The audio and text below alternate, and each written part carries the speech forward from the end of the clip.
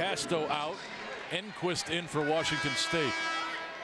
And here comes Michael Hartoon as well, sophomore out of Medford, Oregon. Xavier Thames goes to the bench. The Zags, don't be afraid. They've had bigger deficits before. The Colorado game, they dug a 15-point hole.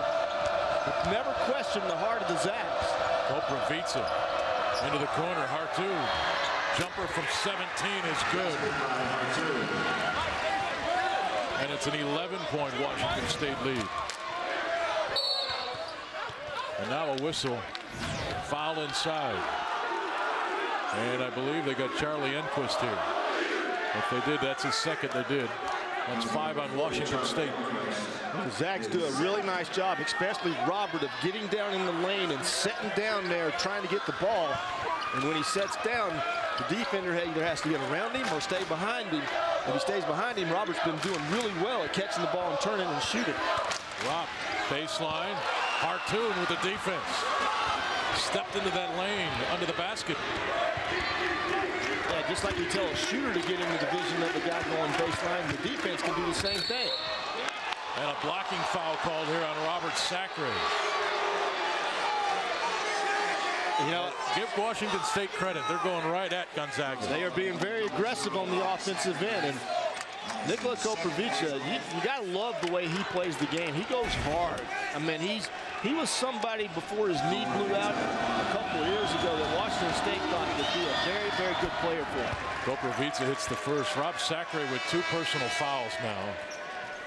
As Goodson's going to come in and replace Manny Robb. And Bull Kong, number 34, into the game to replace Rob Sacre. So Mark Few not wanting Sacre to pick up a 3rd personal foul with just under 10 minutes to play here in the first half. Second in and out by Koprivica. You know, Robert's been in that position before. At Michigan State, he picked up 2 fouls pretty early, and they can still use him later on in the game. Gonzaga yet to score a point off the bench. Washington State with 14 points. 14 of their 24. Here's Kong. Open 3. He's hit 3 of 5 this season. Make it 3 of 6 now. And I think when they find him consistent minutes, he'll be somebody off of the bench that can give Mark Few some points off the bench. Thompson with it. Bull Kong right there. Thompson trying to create some space into the paint. Runner good. He is playing with so much confidence, isn't he? Klay Thompson just an offensive juggernaut right now in the first part of this season for Washington State. Goodson bangs into the Hartoon. Runner, that's good. Needed that.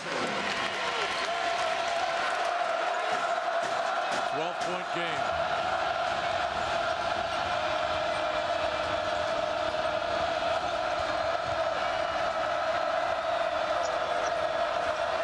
Thompson into the corner. Koprivica. And now they set the screen for Thompson. Nice switch there by Kong and Gray. Yeah, size on size. Thompson, deep 3. That one's dead on but long. Capers with the big rebound for Washington State. Tried to go to Koprivica. Knocked away by Harris. This is Goodson. Into the middle of the floor. Corner. Now out on top. Bolden. Driving. Spins to the middle. Looks for help. Gray cuts. Missed it. Harris had it. Picked up by Koprivica.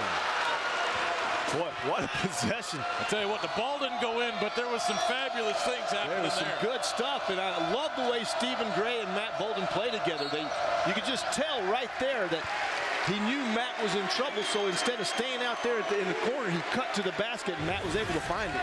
Charlie Enquist just picked up his 3rd personal foul right here. To take a look at Klay Thompson. 28 points a game. You can see some of that offense right there. 26-14 our score. Chris Mills from Arizona. That's quite an elite group. He scored 43 points against San Diego and Bill Greer in the championship game of the Great Alaska Shootout, breaking the old record held by Glenn Robinson, who was playing at Purdue. And you know what was impressive was that Klay outscored the whole San Diego team in the second half, 32-24. That was a real close game with like 15 minutes to play. 45-43, and then they went on a real big run. The ball stays with Gonzaga here. The initial indication was that it would go to Washington State. But the officials changed their mind. Well, this has got to change drastically. 7 turnovers in last 18 possessions for Gonzaga. They've done this before against Colorado. Remember, they turned the ball over and over. When you turn the ball over, you get no opportunities at the basket.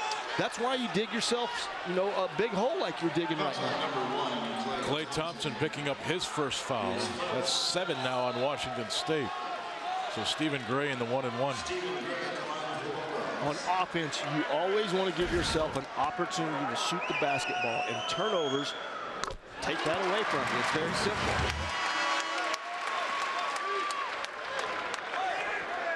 Some pretty tough defense. Looks like a little Bronco riding there going on. You talk all you want about his offense. That looked like a pretty fine play to the very end of it. Stayed right with Stephen. Gonzaga is a team, a 70% free throw shooting team. That number down from where it's been the last few years. Well, that's been a mark of all great Gonzaga teams, is knocking down free throws. And if you're going to get that opportunity to shoot the basketball from that line, you better knock them down at a 75% or better as a team. And now Gonzaga picking up the tempo on defense as well. Thompson driving to the middle. Kong was there. So was Gray. Got it back. That may have been deflected by Kong. Thompson again. And Bo Kong with a rebound for GU.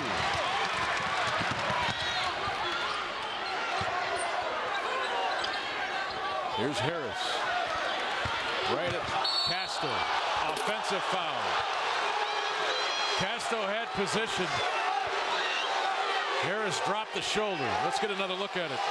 I love what Elias Harris does, though. Once he catches the ball, he knows what he's going to do with it. But this time, D guessed right where he was going. And the charge was taken by D'Angelo Casto. Now, that's part of his game. He's known to flop a little bit, yeah. So you got to be careful if there's any body contact whatsoever, because he'll fall back on you. And now Casto on offense. Spins. Won't get the roll. Slapped out of there by Harris. And it goes to Gonzaga. It may have gone off a Cougar up there as Harris deflected it. But Harris certainly provided the energy on that ball to go out of bounds.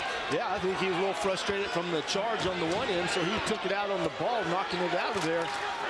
Because the possession before, remember, the Cougars got what? 3, probably 4 opportunities at the basket on offensive rebounds. And Harris really wanting the ball there on the post. Bolden spins, shot away, no good long. And now he picks up the personal foul. And that'll be 7 now on GU. Puts him in the bonus. The number 15, Matt Bolden. And that's the first against Matt Bolden. And Sacre will be coming back into the game for Gonzaga with 5:45 to play in the first half. As Harris with his 2 fouls, he'll go to the bench. Sacre returns for Gonzaga. And if you're Robert Sacre, you don't want to play tentative because you got 2 fouls. You want to be aggressive on the offensive end and the defensive end. You don't want to give up anything to Washington State right now. Xavier Thames at the line, and he hits the first. The U.S. Senior Open is coming to Sahaley Country Club in Sammamish, Washington, July 26th through August 1st, 2010. Don't miss your chance to see Fred Couples in his first Senior Open. Buy tickets now at the 2010 USSeniorOpen.com. It's hard to believe that Freddie Couples is old enough to be playing on the Seniors Tour. Boy, Elo, you're getting old. Yeah, Freddie and I are about the same age. Back to a 12-point game. See, the Cougs just forced Robert right off of the block. Robert's got to hold his ground down there.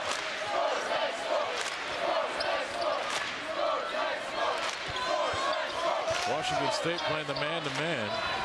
10 on the shot clock. Goodson with that shot is missed. Enquist with the rebound.